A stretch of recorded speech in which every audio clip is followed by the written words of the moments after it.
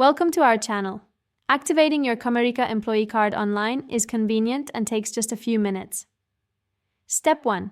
Open your web browser and navigate to the official Comerica Bank website at comerica.com. Step 2.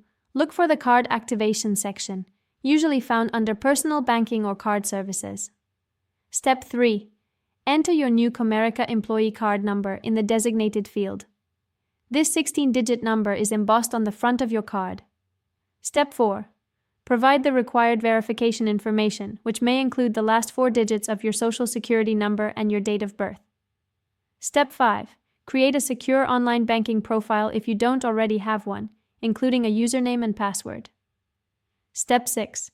Set up your card PIN by choosing a 4-digit number that you'll remember, but others cannot guess. Step 7. Review and accept the terms and conditions presented for card usage and online banking access. Step 8. Submit your activation request and wait for the confirmation screen showing successful activation. Step 9. Log into your online banking account to verify the card appears in your account summary. Your Comerica employee card is now active and ready for transactions. Don't forget to like this video and subscribe to our channel.